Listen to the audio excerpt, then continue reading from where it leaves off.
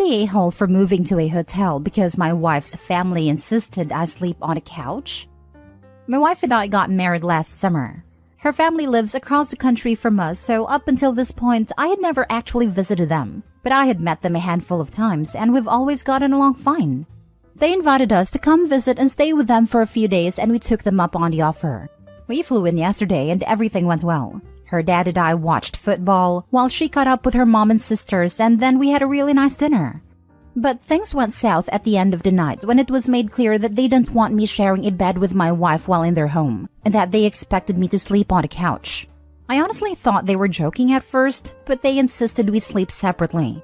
I had a problem with the implication that I shouldn't be allowed to sleep next to my wife, that I also have a bad back, and a couch did not look the least bit comfortable as they don't have a guest room. After arguing back and forth for a bit, I decided to leave and book a hotel. I told my wife she didn't have to come with me. She chose to stay and I said I'd come back the next day. I went off to a Marriott about 10 minutes away and got a good night's sleep, trying to not let the whole situation bother me. This morning, I called my wife asking when I should come by. She told me her parents want me to apologize for leaving the way I did. I told her that I'm willing to apologize to keep the peace, but they need to acknowledge that it wasn't appropriate to insist I can't share a bed with my own wife. She said she'd talk to them and call me back. About 10 minutes later, I heard back from her and she tells me that not only will they not apologize for it, they are now insisting I need to come back and stay on the couch for the rest of our visit. And if I don't agree to this, I'm not welcome back in the house. I'm pretty livid at this point. I told her that there's absolutely no chance that I will do that, and I am no longer willing to offer any sort of apology. My wife's sisters are now bothering me saying this is just the way their parents are, that my wife is very upset, and that I need to just give in and stay on the couch for the rest of the trip before this turns into some sort of family feud.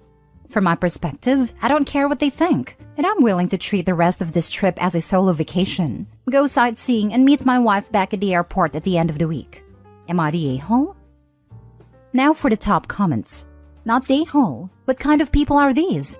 Are they deeply religious, right-wing evangelical types? Your in-laws are definitely the a-holes. I would never visit them again.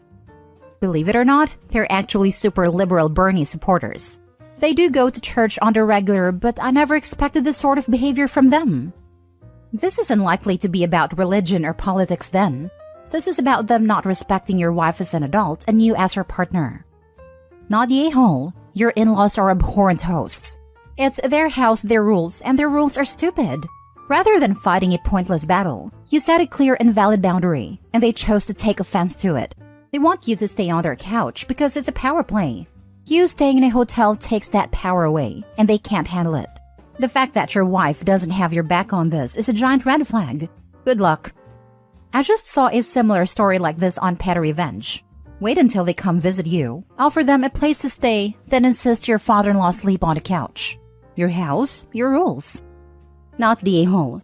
Tell your wife you're going to book your ticket home for today. Ask her if she wants you to change her ticket to go home with you, or if she wants you to cancel it because she'd rather live with her parents forever. I thought about it, but I've already taken the week off and the weather here is much nicer than where we live. I have no problem just spending the week by myself at the beach.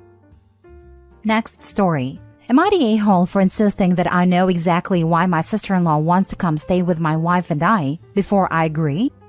My wife, 36 female, and I, 38 male, have been married for 10 years and have 2 kids, 7 and 4. My wife has a younger sister, Beth, 25 female. Beth and I don't get along very well, but we are cordial, and she's a good aunt to our kids. Beth got engaged to her high school sweetheart last summer, and their wedding is scheduled for this coming summer. But last week, my wife came to me and told me that Beth wants to come stay with us for a while. I immediately started asking questions because Beth lives over 2 hours away from us and usually plans visits out weeks in advance. My wife told me that it is a personal matter and that I need to respect Beth's privacy in that regard.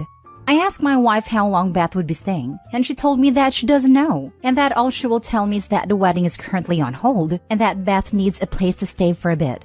I said that if I'm going to agree to an open-ended stay from someone who I don't get along with very well, I feel like I have a right to at least know why that person is going to be staying with us. My wife told me that it's a personal matter, and that she has agreed with Beth's request to keep it private, and that if Beth wants to tell me about it, she will on her own. I told her that I don't really feel comfortable with that kind of plan and that I would like some more information before I agree to it. At that point, my wife got upset with me and told me that she isn't looking for my approval because she's already told Beth that she can come stay with us. She reiterated that I need to respect Beth's privacy on this and that she needs me to just trust her on this. I told her I do trust her, but that she's asking for a pretty big thing without giving me much information, and that I don't feel comfortable going into something like this completely blind. She said that Beth needs family support and we are the only ones who can give that to her.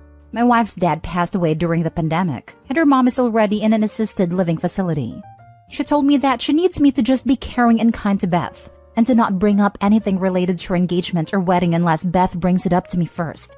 I told her that I don't appreciate being left in the dark about something that is resulting in another adult living in our house for an open-ended period of time. She told me that she just needs me to trust her and be supportive of her sister. I kept trying to get more information, but my wife eventually snapped at me to just stop asking questions because she's not telling me anything else and I need to just shut up and do this for her and her sister.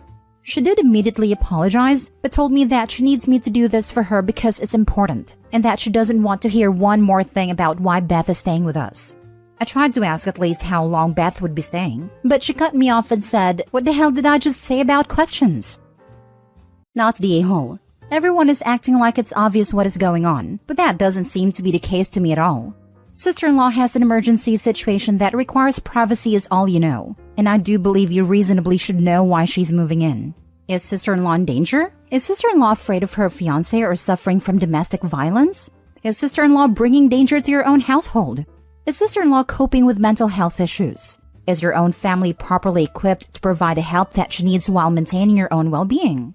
To me, sister-in-law needs to stay with us and the reasons are a deep secret is not sufficient. Yes, there are other plausible explanations such as cheating that are embarrassing that sister-in-law would prefer to keep private. But I believe your wife and sister-in-law should provide more information for you to form your own comfort with the situation and understand what it is you're dealing with. Not to form some moral judgment of the situation, but you deserve a say in this.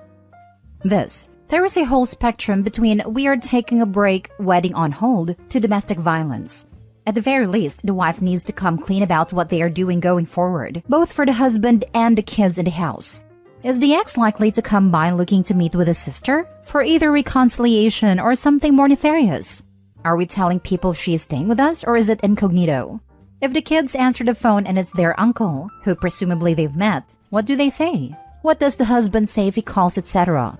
Those are the basic safety considerations I've had to consider in the past when friends have had to stay with us. And it doesn't need to get into who was cheating on who or other drama. Just tell him what to expect going forward is a basic courtesy, versus being so mysterious, and basically telling him he isn't authorized to know anything in his own house. Not the a-hole, but I'm pretty sure it is along the lines of either Beth cheating or her fiancé cheating. Also, your wife needs to understand she can't make unilateral decisions regarding things like this. Give her a deadline that Beth can stay for a week. Otherwise, she can leave the house with Beth. It's not a reason of why Beth is staying is important, but the timelines and lack of communication. That makes me call you not the a-hole, but your wife is a major a-hole. Something tells me that if it was the fiancé who had cheated, Opie would have been told that by his wife. Maybe the shameful secret is that his sister cheated, and that is why the wife doesn't want to tell her husband.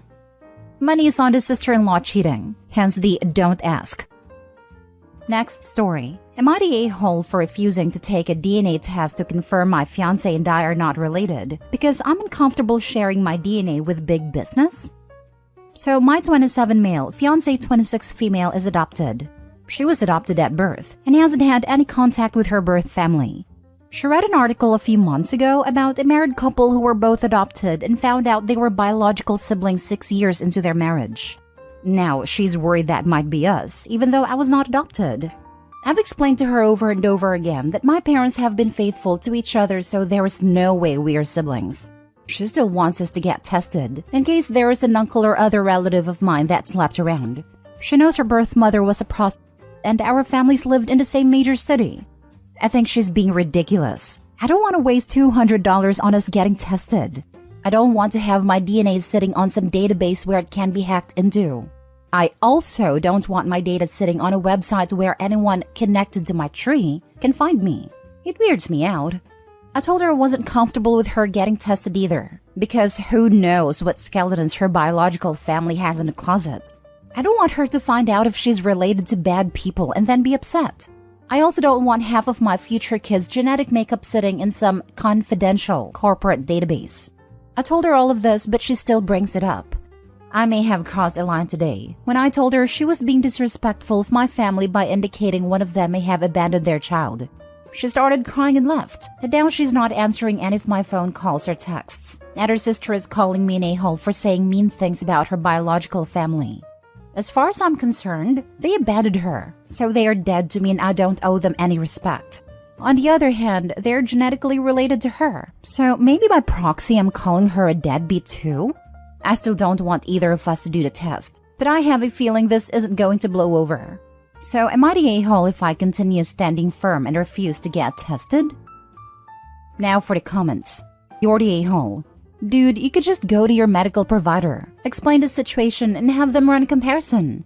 It's really not rocket science, and the results don't need to be stored or skeletons unearthed. But it is an easy way to get the answer your future wife is after unsettling her mind. As to the reasoning for the doc, we are thinking of having children and there is valid concern that we are related. Please have our DNA compared. I didn't realize this was an option, but it sounds like a good compromise if it isn't too expensive. I'll look into it. You would have known it was an option if you had looked into options when your fiancé first mentioned her concerns. If it is this important to her, the fiancé could have done the same. You're the a-hole. I was going to go with no a-holes here until I read your last stanza. That is plain mean, man. You are insulting her birth parents while even she doesn't know much about them. Her concerns are also more severe than yours. How could she be feeling safe and happy with you with questions like that lurking in her head? This will definitely not blow over. You'd be wiser to give in. I decided he was the a-hole when he said he doesn't want her to take the DNA test. He's allowed to be private about his own DNA, and he has to respect her choice to share her DNA and find her birth family. He's decided for her that finding her birth family is pointless. You're the a-hole. My dad was a monster. I know that fear of sleeping with a relative, and it's horrible. My father-in-law was also adopted, so knowing that we both had mystery backgrounds prompted me to join their DNA collector of choice, especially before we have kids. Your outlook on adoption is revolting. Pretending it's some easy thing? Wow. And on top of it all, your BS reasons and why she can't do it. She has valid concerns, and you pretending your family is skeleton-free will bite you one day. Break up with her. You don't take her concerns seriously, and I wonder what other concerns you won't take seriously in the future. Opie didn't pretend it was easy. He pretended anyone who gives up their kid is a terrible person, which is so wrong. Last story. Am I the a-hole for not asking my ex for help when my daughter had her period? I do not in any way, shape, or form limit contact or communication between my ex and our kids. My ex works out of town. She works for 2 weeks and then gets a week off. I used to do that schedule as well, but I now work from home as a maintenance planner. When we divorced, I got primary custody of our daughter and son since I was the one available to do the parenting. I have very little interest in discussing anything with my ex. Yes, there is a lot of bitterness and recrimination in our relationship. I loved my ex with all my heart, and while I always thought she was beautiful, it wasn't as easy for other people to see. However, when you are one of a dozen women in a 2,000-man work camp, you get a lot of attention. That's all I'm going to say about that. My daughter is 10 years old and she just got her first period. I grew up with sisters and I'm not a complete idiot, so I had read up on what to do. I had also talked to my mom and sisters about it. I had been prepared since she was 8. I gave her the boxes of pads and tampons.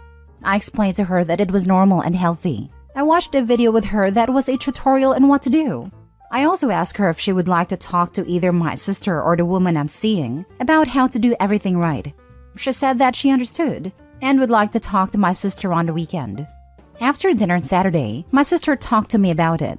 She said that I had gotten the basics correct and there was only a couple of things she needed to explain or correct. My ex called to talk to the kids yesterday and afterwards yelled at me on the phone. She called me an a-hole for excluding her from a milestone in her daughter's life. I asked her if it had happened during her week with the kids if she would have told me about it. She said that was the point. It was a mother-daughter thing and that I took it away from her. I said it was a parent-kid medical issue and that made it a me thing. I am a man, so maybe I just don't get it. Am I the a-hole? Not the a-hole. You handled the situation very well and managed to teach your daughter everything she needed to know, as well as redirecting her to people who could also advise her. I don't see the need for you to have immediately gone to tell your ex about her first period, especially considering that it was already happening, although it might have been nice if you told her after you figured it out. Anyway, well done. Seriously, if every father/brother/man treated their daughters/sisters with such respect, the world would be such a better place. Not the a-hole. It's a natural and normal part of your daughter's life. You are her parent and guardian. Your daughter can decide to share that info or not. You did absolutely nothing wrong tending to her immediate needs. Exactly. With my first period, my mom told my entire family, excluding a few uncles. It was already embarrassing, and once she told me who else she told, I wanted to die of embarrassment. I completely agree that it should be up to the daughter who she tells that she got her first period, as long as one adult is told so they can teach her what is happening.